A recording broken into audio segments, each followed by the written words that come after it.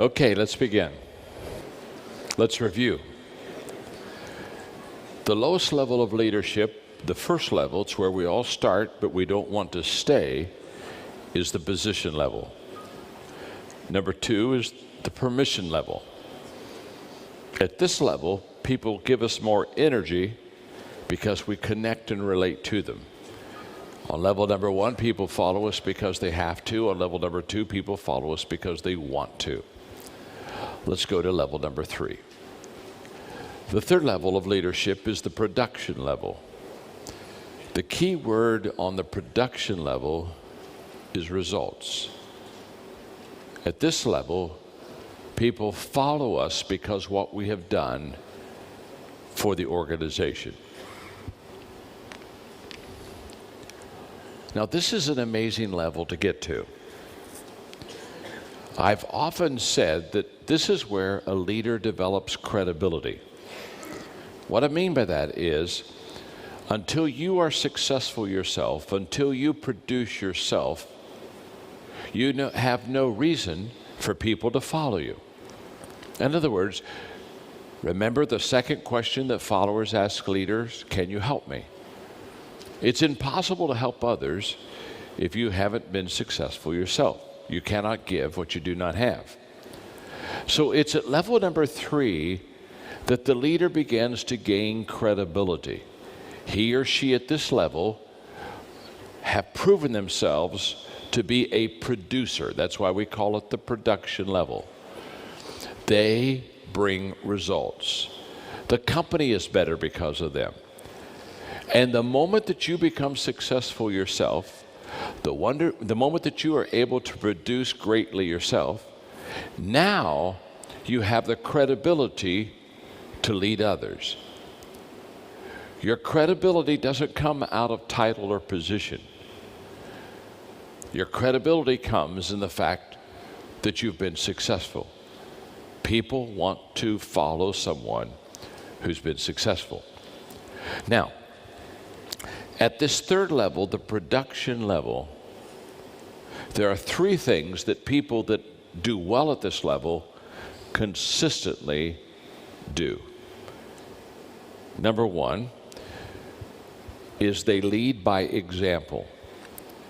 It's at level number three that example is essential for leadership. People do what people see. Stanford research says that 89% of everything that you and I know in life, we learned by visually seeing it somewhere else. We watch somebody, we observe somebody. Example is very essential for success. Perhaps the greatest leadership words that you and I can utter are the words, follow me. People need a visual example if they're going to be successful, and you need to be that visual leader, because leadership is visual. Leadership means people can see you. And at level number three, when you are successful and when you produce, you now have the credibility for other people. Many leaders are like travel agents. They send people where they've never been themselves. And to be a successful leader, you have to show and be the example. So, leaders at level number three, they're a good example. Secondly, they create momentum.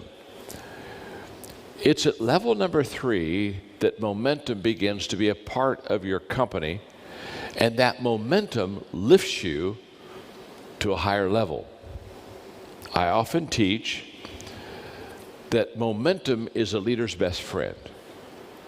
What I mean by that is that when you can produce results, that creates momentum. And momentum is what I call the great exaggerator.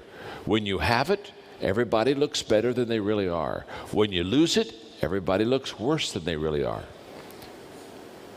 And so as a leader, when you begin to produce results, you begin to get momentum. And when you begin to get momentum, many good things happen. Example,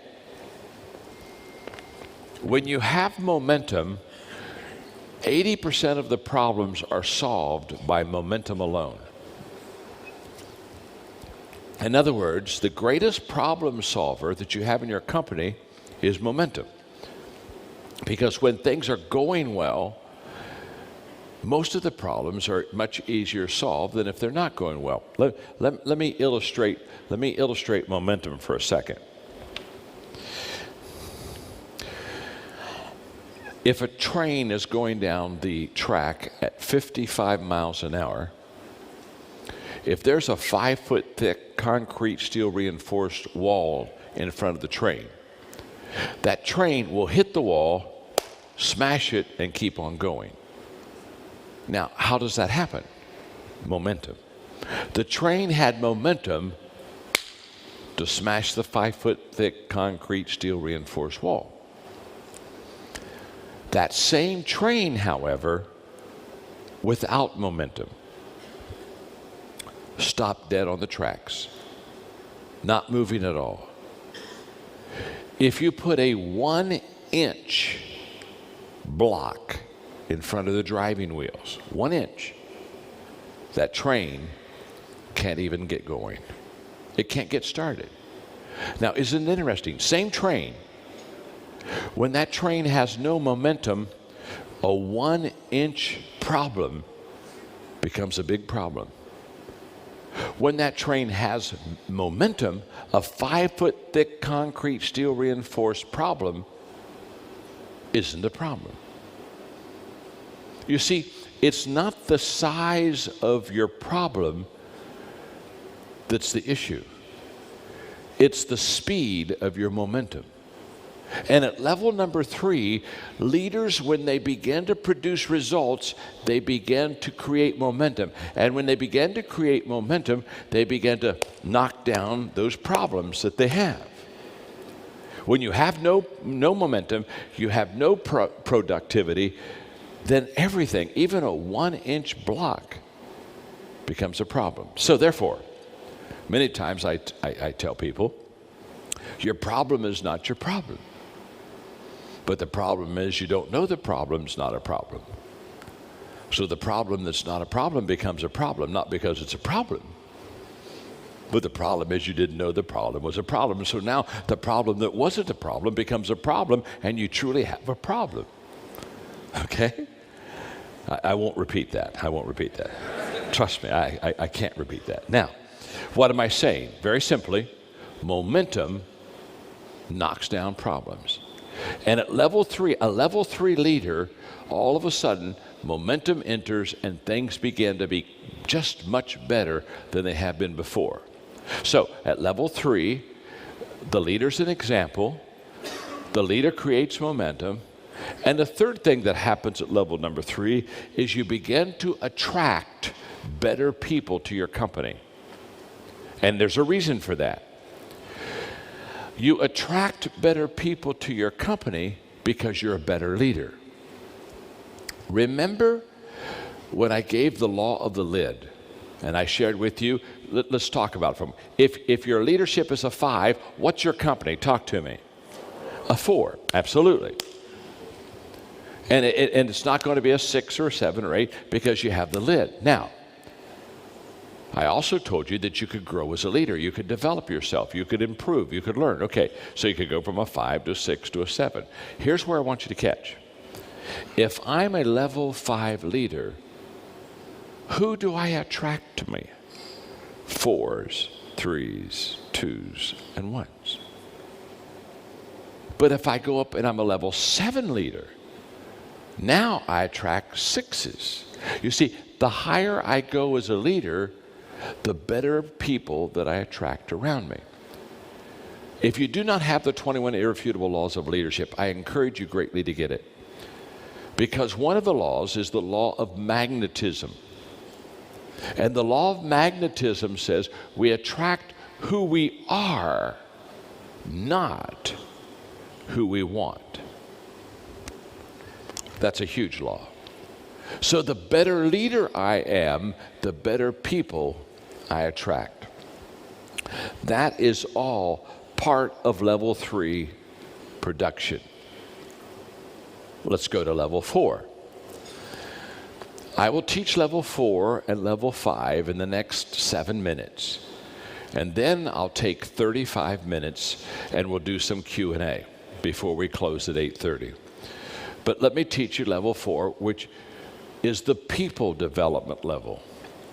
And at this level, we're now developing people. The key word is reproduction. And at level number 4, people follow us because what we have done for them. What we have done for them as part of the organization. In other words, when you start developing people, you make the people better. And when you make the people better, they're grateful because they look and they say, since I followed your leadership, I myself, I become a better person, I become a better leader. Now, my goal in teaching leadership is always to help people get to level 4. I'll teach level 5 briefly, but level 4 is always my goal. Because if you can develop people, beautiful things begin to happen to you. At level number 3, when you produce, that brings addition to your company. At level number 4, when you develop leaders, you go from addition to multiplication. Because once you start developing leaders, you're no longer adding, you're beginning to multiply. To develop leaders and to be a good level 4 leader, there are 3 things you need to do well. Number 1 is recruitment. Level 4 leaders recruit well. The reason they recruit well is because they understand that to develop good people, you have to recruit good people. I have a wonderful friend of mine who is a very successful coach in the States. And he said, John, I've coached good players and I've coached bad players. And I'm a better coach with good players. Well, of course he is. We're all a better coach with good players. So you're recruiting. And here's how recruitment works.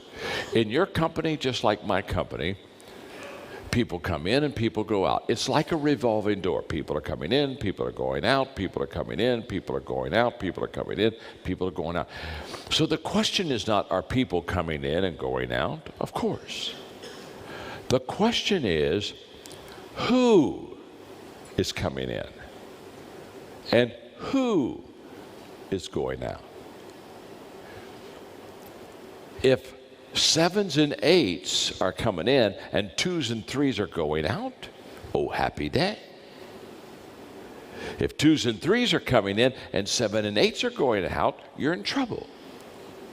So the question is not, am I gaining people, losing people, or people coming in, people going out? The question is, who's coming in and who's going out? And the key is recruiting well. And the key to recruiting well is to have a clear picture of what you're looking for. People come to me all the time and they'll say, John, I want to hire some potentially good leaders for my company. What should I do? I said, it's very simple. Do you know what a good leader looks like? Do you have a picture of a leader? So what you need to do is you need to get a picture of what a good leader looks like. When people pick me up at the airport, many times they've never seen me, they don't know me. And there are 2 kinds of people that pick me up at the airport. The first kind of person that picks me up at the airport, they have a sign with my name on it, and they just stick the sign up real high, and it says Maxwell, and they expect me to come off the plane, look up, see the sign, shake their hand, and say, you found me. Now, they really didn't find me. I found myself.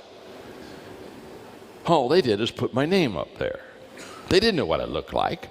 In fact, they're probably over there talking to their friend. But they got my name up, and then they're just talking away, and they wait for me to find me. And when I find me, they say, I found him.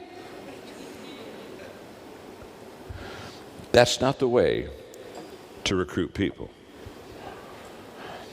There's another kind of person that comes and picks me up at the airport, and they have one of my books, okay? And at the back of my books is a picture of me, okay? Hopefully, it's one of my newer books, okay? And so they're looking at my picture, and people are coming through and they're going,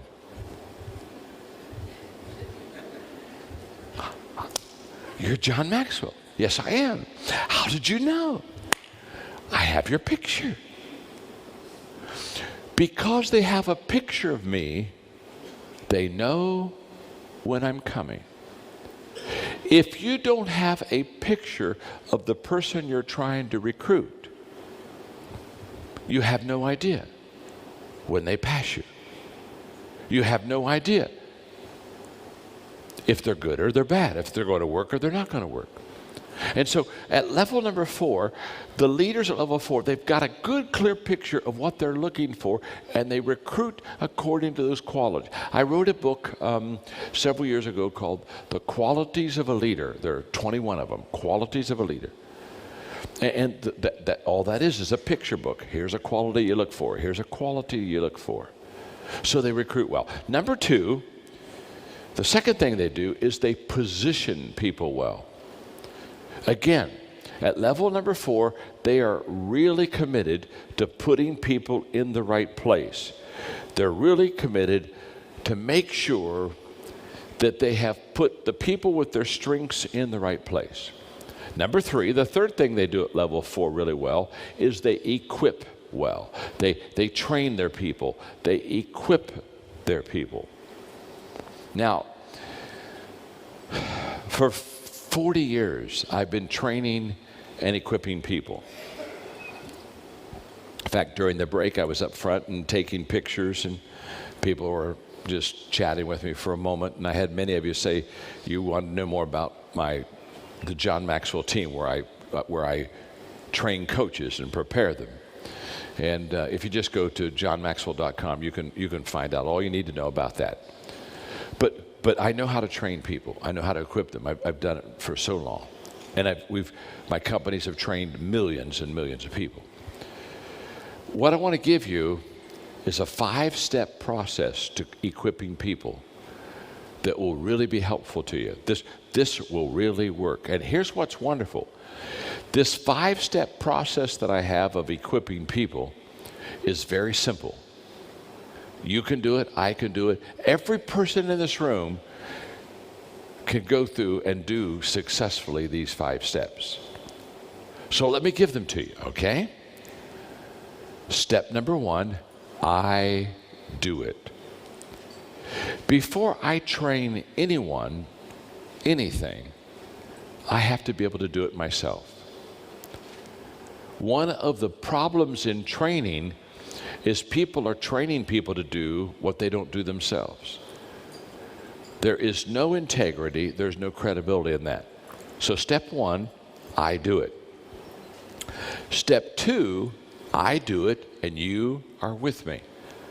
Now you watch me.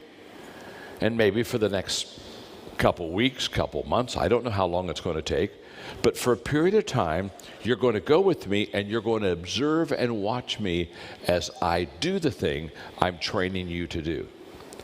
Step 1, I do it. Step 2, I do it, you're with me. Step 3, you do it. You do it, and I'm with you.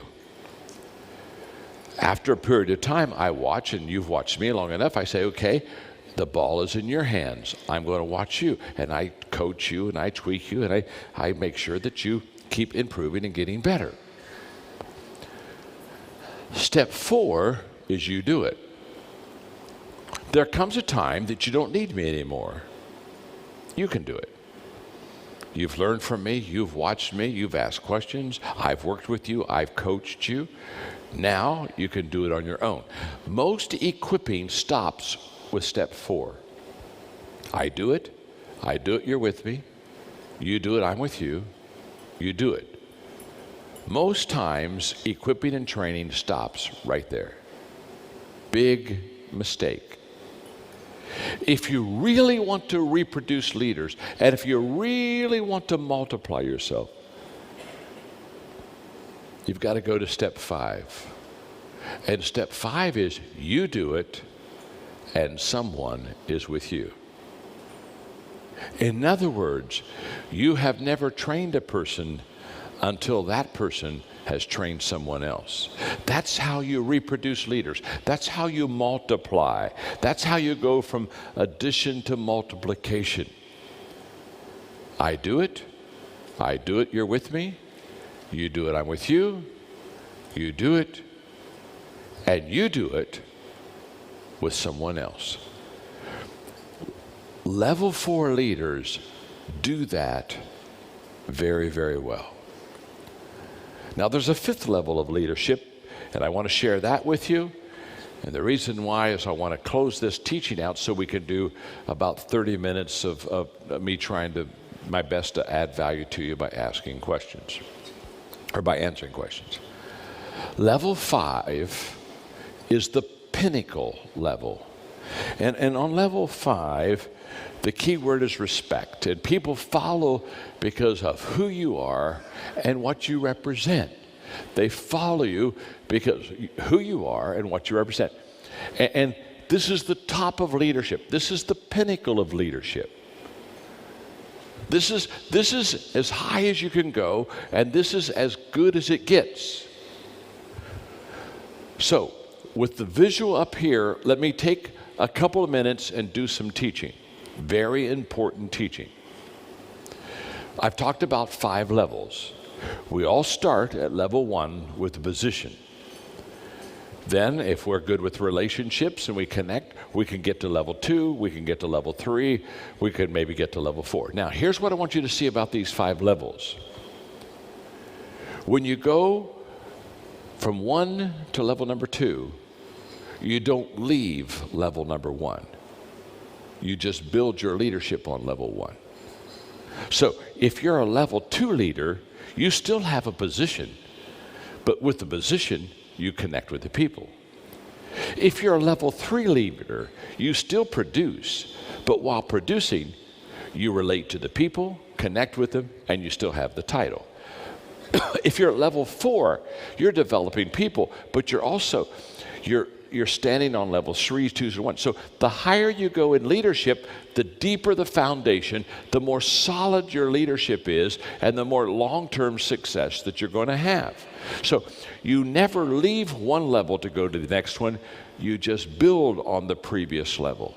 So you're now developing a foundation. Does that make sense? That's the first part I want to teach you about the 5 levels. The second thing I want to teach you about these 5 levels, because what's happening is when I said I'm going to teach the 5 levels of leadership, the whole time you've been asking yourself a question: what level am I on? What level am I on? Well, you're on different levels with different people. Let me explain. Let's say I am a positional leader over 10 people. The only level that everybody is on the same level with me is level 1. As soon as I start going up to level 2 as a leader, some of those 10 will go with me and some will not. I don't connect with everybody. I don't relate well with maybe everybody. And besides, the new ones haven't had enough time to relate with me. So if I have 10 at level 1, I maybe only have 8 that went with me to level 2. Now, I'm still leading 10 people. But of the 10 people I leave, 8 of them are on level 2 with me. And when I go to production, and now we have to produce and have results, not all 8 will go to level 3 with me. Maybe 5 will. Now, are you seeing? The higher you go, the less you have people with you.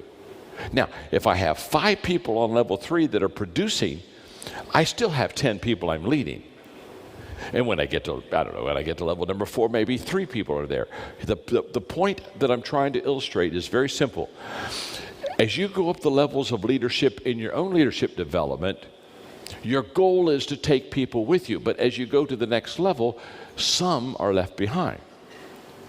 Now, your strategy is to ask yourself, what level am I on with my people? So, if I was leading these 6 people on the front row, I would look at each one of them individually, and I would say, what level am I on with her? What level am I on with her? What level am I on with him? What level am I on with her? What level am I? And if I'm leading 6 people, I will promise you they're not all on the same level with me. So I have to find out and discover what level I'm on with them. And the reason for that is I lead them on their level. And the strategy for the next 12 months is to take every one of them just one level higher. I'm not trying to improve them 100%. I'm going to say, oh, if I'm on level 2, I say, I want to get you to level 3. If you're on level 3, I want to get you to level 4. If you're on level 1, I want to get you to level 2. And that becomes my leadership strategy. I lead people based upon where they are, and my strategy is determined by where I want them to be able to go. So here's just a little assignment for you that we won't do tonight, but is good for you. Write the names of the people that you lead, and beside their name, which one of these levels are they on with you? I would encourage you. I wrote a book 3 years ago that's a bestseller called The 5 Levels of Leadership. I would encourage you to get the book, because in the book, I give you a strategy how to take a person from one level to the next level, to the next level, to the next level, okay? Now that's the 5 levels of leadership. And what's beautiful is, once you understand it, you can go up the levels. Once your people are taught this, they can also go up the levels. And as you raise the people in the levels of leadership, you raise the effectiveness and you raise the leadership level of your company. And as you raise the lid of your company on leadership, then your company can grow. The growth of your company will follow the leadership lid. And when the leadership lid stops, the growth stops. When the leadership level goes, it goes. So when you can increase the leadership level of all your people by 1 number in 1 year, it becomes exciting what happens. I have 4 companies. This last year, they all finished and had the greatest year ever. Why? Because we constantly develop leaders and we constantly teach and train people how to lead. And as they get better, the company gets better, okay? Now, that's the 5 levels of leadership. Did you learn something? Huh? Okay, good. That's it. Now, what I'm going to do is I'm going to ask my friend to come up with me, and we're going to do, he's going to ask some questions, correct? And I'm going to give some answers. So there may be a chair that they're bringing up. Are you going to come up here with me? Or be there? Okay, you'll be at the podium? Okay, please give him a hand, would you? Give him applause. Thank you. Okay. Thank you. First of all, it is an honor to be sharing the stage with the John Maxwell, one of the most inspirational speakers and motivators for millions of individuals striving to push forward in the leadership community. For today's Q&A, I have categorized a series of questions, some of which come from undergraduate students in our linguistics program at Kuwait University. We will commence with a few general questions and narrow our scope to more specific questions related to John's work on the 5 levels of leadership. So I'll start off with a warm-up question, a general question, and it goes like this. The 5 levels of leadership serves as a successful theoretical model. However, one often asks whether a theory has applied value. John, would you consider providing a concrete example of one small startup company transforming gradually under the guidance of your leadership model? Oh, I could give tens of thousands. Okay. My coaching company, for example, we have about close to 6,000 coaches. We just started 3 years ago. Hundreds of those people, first thing we do is teach them the 5 levels of leadership. And we help them identify where they are. I mean, we have teaching for the corporate companies on this. We also have personal teaching on this. We find out what level they're on, and we help them begin to develop themselves as leaders. And so many of those people started with nothing. They were entrepreneurs, but they wanted to be a coach. They wanted to start a consulting firm. Hundreds of them today not only have consulting firms, but make very good financial living because they've learned the 5 levels, and they not only learned it themselves, but they teach it to their people. Large companies, Delta Airlines, Microsoft. I've taught the 5 levels to these companies, and Ed Bastian, who's the president and will be the CEO of Delta, said that without question that one of the key turnarounds in their company was the fact that they developed a leadership culture and they learned it off the 5 levels. Okay, thank you. The second question that we'd like to ask is, how can one push introverts with the loudest minds to take their first steps towards leadership? I think you're asking, how can an introvert become a better leader? Mm-hmm. Or how can we actually push introverts that have a lot to offer to take on the leadership role? Well, the word push bothers me. Okay. I would like to maybe use the word encourage or help leaders that are maybe naturally quiet. You see, I don't think, most of the time, I don't think leadership is a temperament. I think that leadership is a skill. And I know many quiet leaders that are very gifted and do very well. And so I don't. When I think of it in the United States of America, probably the greatest, I don't know, one of the 3 greatest leaders for sure would be Abraham Lincoln. And he was a very quiet person. And so you lead by example, and you lead by decisions, and you lead by influence more than you lead by temperament, okay? Okay. That's okay, he's gonna stand there. Thank you. How are you? Okay. All right. Will leadership skills be as important in the more technological future where most jobs are done by machines as they are today? Are you asking, can you lead with technology? No. Will leadership skills be as necessary in the near future as a result of technology taking over most jobs? No, leadership will never be outdated because everything rises and falls on it. So regardless of whether we have a lot of technology or not, somebody needs to influence and lead those people to do better, do more, be better, be more. That's always the role of leadership. I think the challenge is with technology is so many times people are spread out more geographically, where they're not all in the same room, under the same roof, with the same location. So I think there becomes a leadership challenge to still connect with those people, which you still can through technology, which we do, but you still have to influence them. You still have to lead them, and you still have to give them direction, show them the way, and help them to stretch and be better than they are presently. Excuse me. Leaders bring the best out of people.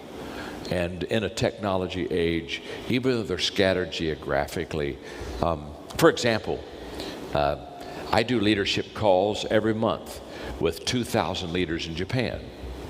The last day of every month from 6 a.m.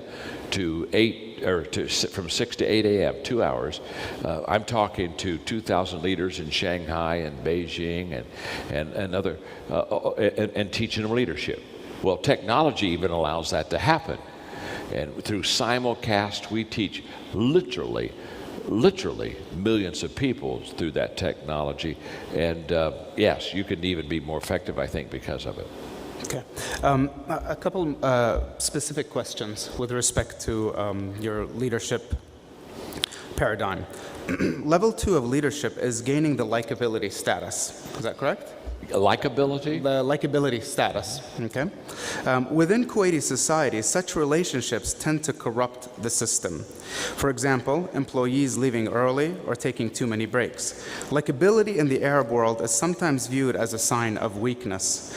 Leadership is therefore associated with fear as its driving force. Based on the points just mentioned, would you still argue that level 2 is a universal principle and can therefore overarch to other cultures?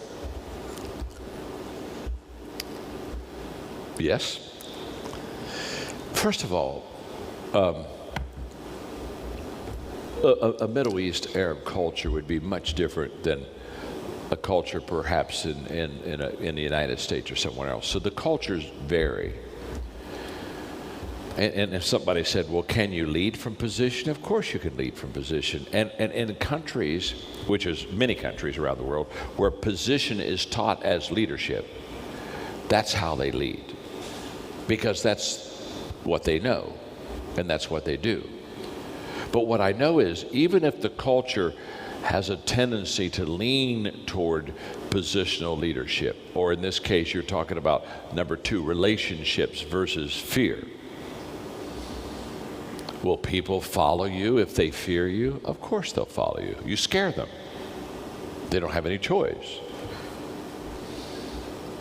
Could you get more from people and out of people if they knew that you cared for them? Yes, you can. So if you're asking me, can I lead out of position? Yes. Can I lead out of fear? Yes. Can I lead out of power, top down? Yes, yes, yes.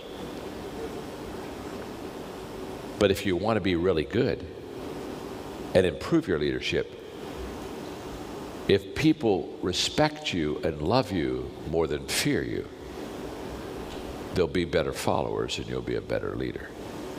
Culture differences, of course. Is it more difficult in some cultures than others? Of course it is. But if people know that their leader really cares for them, I promise you they'll give more energy to that person than if they feel he or she doesn't care for them. Okay. Next question. Level 3 is emphasized as a production level dependent on momentum. How does one measure their team's level of momentum? How can we translate the momentum of the working environment into a numerical figure such as 80%? How can we transfer a momentum? How do we measure the momentum of a team under leadership at the level 4?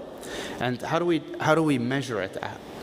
How do we measure that momentum? How do we get a figure like 80%? Well, first of all, with respect to momentum, leaders, one of the values they bring to people is that they create momentum. There are momentum takers. They're people that suck the air out of momentum. In other words, they kind of pull everything down. And there are what I call momentum makers. They're the ones who create an environment that allows the organization to go forward. Every leader, one of their greatest challenges is for them, one of the greatest challenges for a leader is for them to create momentum. How do you do that? The leader creates momentum by personally being successful. As that leader is personally successful, he begins to create a winning environment. Here you are, you could have that. Thank you. As he creates a winning environment, others win, and that's where momentum comes. You see, you can be successful and win yourself. But if you're going to be a leader, you have to help others win. And when you help others win, that's what lifts the momentum. Because people may be pleased with your success, but they'll be more pleased with their success. And when they feel success under their belt, I promise you that raises up the momentum to a much greater level. Okay, thank you. Level 4 focuses on growing individuals' development. How does one develop an employee whose sole responsibility is an automated process? So let's take, for example, something along the lines of responding to a buzzer to flip a burger at Chick-fil-A. How do you develop that growth, that individual growth? if they are in an automated position? Well, there are a lot of things that are automated in our life. They told me that I came down here, that I would start at 5:30 and that I would be done at 8:30. That's kind of automated. That's given. They told me I was going to do the 5 levels of leadership. That is fine. So there are a lot of things that are out there that are automatic that happen. What leadership does is leadership changes the person. And so when the buzzer sounds and I flip the burger, okay, I did what I should do to make a good burger. But then how did I treat the customer? How did I connect with the client? And what I discovered a long time ago is that everyone needs to know how to influence people, and everyone needs to learn how to lead people. So the receptionist at the front desk, she takes phone calls, she greets people, she sends them to whatever office they're supposed to go. Some of that's automatic, but the way that she handles people, the smile that she gives, the energy, the effort, that's leadership. And there are some that are better receptionists than others. Are they both automatic, and do they have certain routines? Of course. It's the things above the routine and above the automation that really determines the success of a company. And that, again, is people skills and leadership. Okay. As an expert on leadership, what would you predict the future holds for young women in a developing, patriarchal country like Kuwait, who are rapidly becoming the front of this new generation of professionals and thinkers? My name is John, and I'm your friend. First of all, you're asking my opinion, so I gave you my opinion. You don't have to listen to it or agree with it. I'm okay. I'm very secure. I think women have wonderful leadership skills. And some of the best leaders I've ever known are women. Now, in a culture that either doesn't want it, allow it, or accept it, it becomes very difficult for women. Or you could flip it. If it would be a matriarchal culture, it would be hard for a man to be a leader if there was a bias against having the other sex lead. History shows me that both men and women can be good leaders, very good leaders. That it's a skill that you have to develop more than it's not a gender. So when I see women who want to lead, my hope is for them to have the opportunity. And when they have the opportunity, I think that they have potential to do very well. So it's personal. I don't think that men are better leaders than women at all. I think that if a culture lets the men lead and the women not lead, then men are going to be better leaders because they're the only leaders. Just as if the culture said only women could lead and men couldn't lead, and I'd say women are better leaders than men, not because they are better leaders, but because they just have a better chance or a better opportunity. What I would hope is that everybody gets an opportunity. It's my personal opinion, and again, it's just personal. Remember, my name's John. I'm your friend. It's my personal opinion that everyone ought to have an opportunity to develop their gifts that they've been given by God. And so if someone has a leadership gift, male or female, I would hope that they would begin to have that opportunity to develop that gift. And I think if they do have that opportunity, I think many of them would do wonderful, and I think that many people then would begin to say, wow, women could lead as well as men. But that's okay. I get on a plane tomorrow and I'm gone, so don't worry about it, okay? Okay, what are some of the biggest mistakes you can make as a leader? Some of the what? The biggest mistakes you can make as a leader. Well, the biggest mistake you can make as a leader is think that if you have a title or position, that makes you a leader. Now, it may in your culture, because people have to follow you and you may be happy with that, but it doesn't make you a leader. It just makes you a person that everybody has to follow. And if they're truly following the title or if they're truly following the position, they're not following you as a leader. They're just falling in line and doing the steps as they have to. So I think it's a tremendous. I think another mistake that in leadership is to think that if you have that title and position, you don't have to learn and grow and develop yourself as a leader, which means you or I, if we don't do that, won't get any better. I think another mistake that leaders make is the fact that they think that they lead the people for their blessing or for their benefit, instead of the fact that they're supposed to lead the people for the benefit of the people. I have the privilege, because of the companies I have, to be with a lot of leaders or a lot of presidents of countries or prime ministers.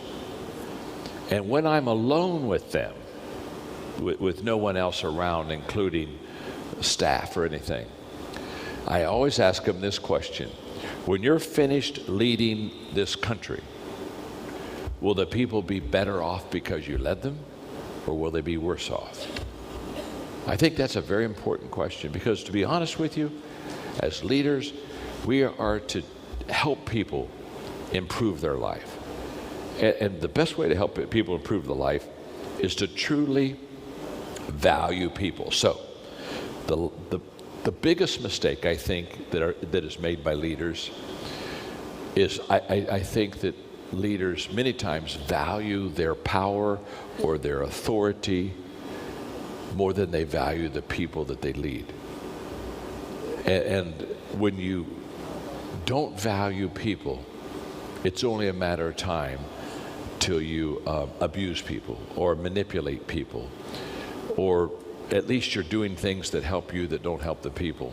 And I think manipulation is always wrong for a leader. I think we move people, but we should move people for mutual advantage, not for personal advantage. And I think that's a big mistake a lot of leaders make. Okay, a final question, and this one will be more of a personal question. Okay? Okay. We all have a framework of thought based on the variable experiences we've been exposed to. The breadth of our scope is a product of such experiences, which in turn defines us. John, what defines you? What defines me as a person or a leader? As a result of your experiences. How do you define yourself as a result of the experiences you've had throughout your life?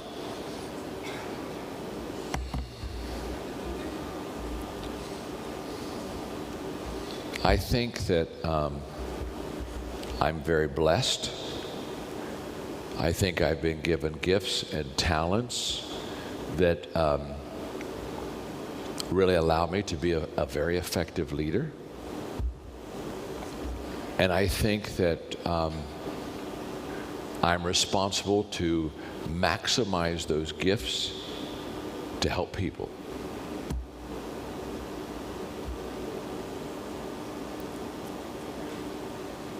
If I truly value people, and I truly take this responsibility of these opportunities and gifts that have been given to me, then it's my goal to reach as many leaders as possible and add value to them. And to be honest with you, that's why I'm glad I'm here, and because you have a beautiful country. This is only my second time being here, but you have a beautiful country. You're beautiful people. And I would rather speak to 500 leaders tonight than to speak to 50,000 followers. Because everything changes with leadership. And if you really want to influence a country, or you want to influence a company, or if you want to influence a culture, you've got to influence the top people. So I think what defines me is I believe that leaders can learn, and I believe that leaders can get better. And when they learn and when they get better, it's not only better for them, but it's better for the people that they lead. And you've been wonderful. You've just been a wonderful audience this evening, and I've enjoyed every moment with you. And it would be my hope that whether we see each other again or not, it would be my hope that a week from now, the things I shared with you tonight, some of those things, you really begin to apply to your life and you become a better leader. And it would be my hope that that would transfer down to the people that you lead. And to be honest with you, if I can look at my time here and say, I spoke to wonderful people, which I did, and I was able to teach leadership principles to leaders, which I have, and then I had the feeling and sense that you would take some of these principles and you'd begin to apply them to your life and you'd get better and your people would get better, then I can tell you the trip here was a success for me. Not because I taught here. It would be a success for me because you applied the principles in your life. Because what will change your life is not me nor what I said. What will change your life is applying what I said. So 6 months from now, you just may not even remember my name. That's okay.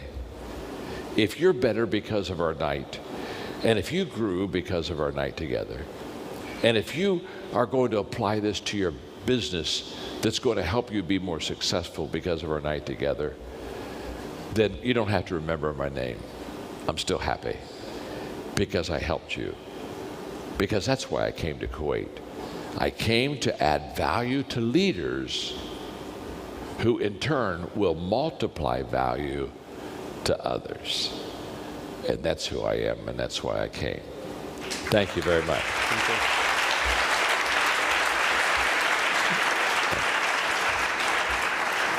John, the organizers would like to allocate just a few minutes to the audience to ask you a few questions, and they'll pass the mic around. Okay, I don't want to take advantage of the time, but we can give 5 minutes if somebody has a question.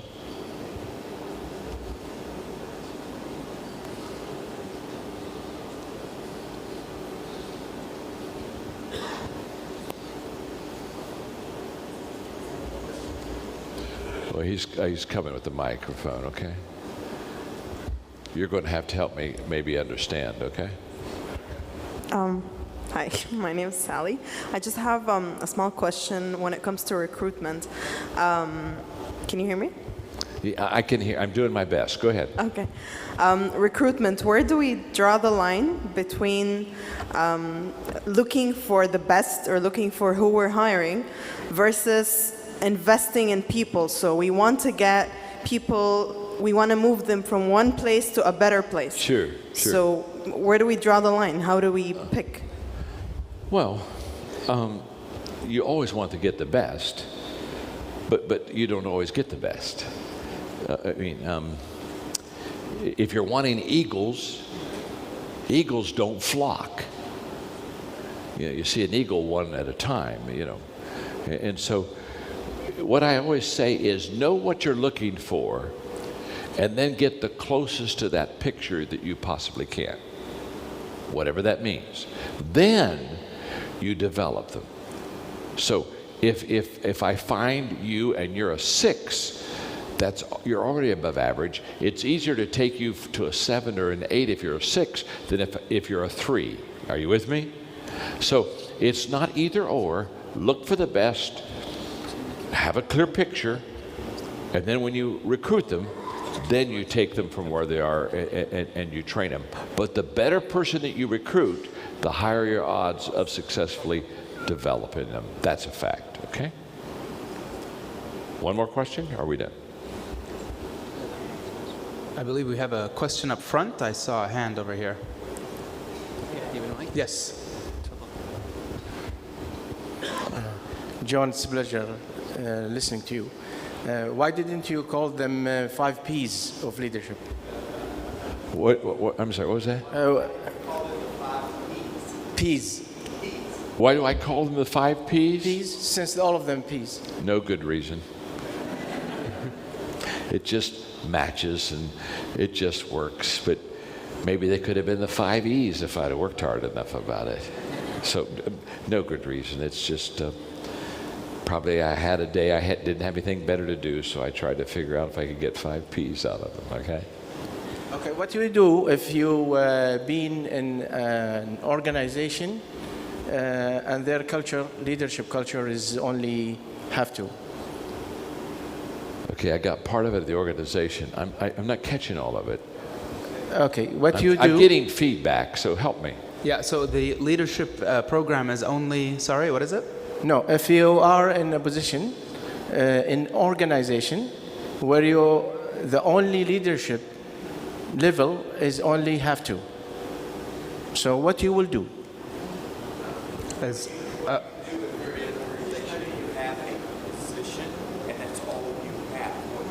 Okay, if you're in an organization and all you have is a position, what do? Yeah, Go to level 2. you can't. Begin to develop relationships. It's the culture of the organization is only position level 1. So if your organization is only, it's all about position and it's not about relationship. Oh, okay. Begin to make a change in that organization. Okay, great question. If your organization or company is all about position and all of a sudden you're seeing that there are other levels beside that, what you do is you begin to sit down with your key leaders, your executives first, and you begin to teach them the other levels. And you not only teach them the other levels, then as the leader, you say, let's go the levels together. So let's work on level 2, which is relationships, and maybe work on that for 6 months. And then, if we kind of doing that well, and you have to apply it to yourselves first before you can teach others. And I would get, personally, the 5 levels of leadership and pass it out to the team and say, let's all study this together. Good question. Okay, one more. If somebody wants to ask one more, because it's past 8:30. we have hands on the left I side. don't want to take advantage of their time. Okay, down here.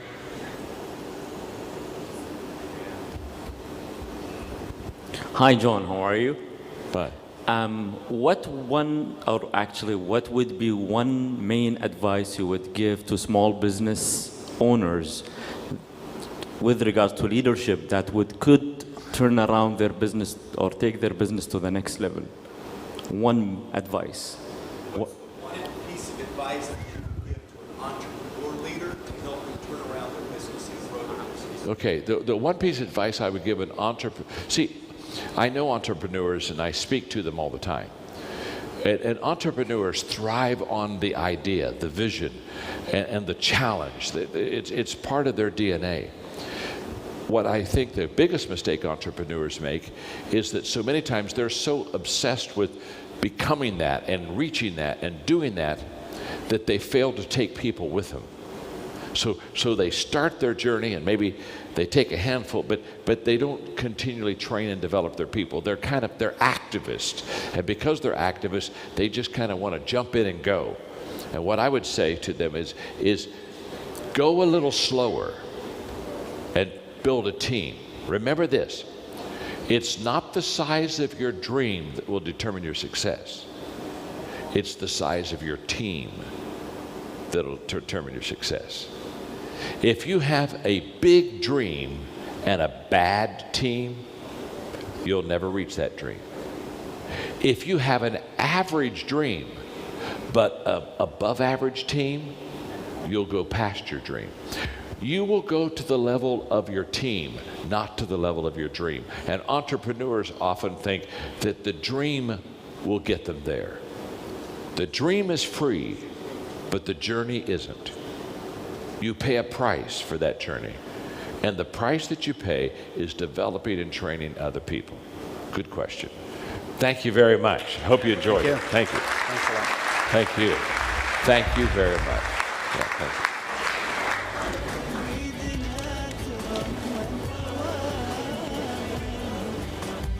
كل الشكر للدكتور محمد علي على إدارة هذه الحلقة النقاشية، والشكر موصول للسيد جون ماكسويل. نشوفكم إن شاء الله باكر الساعة 5:30 في حلقات نقاشية مميزة. يعطيكم العافية.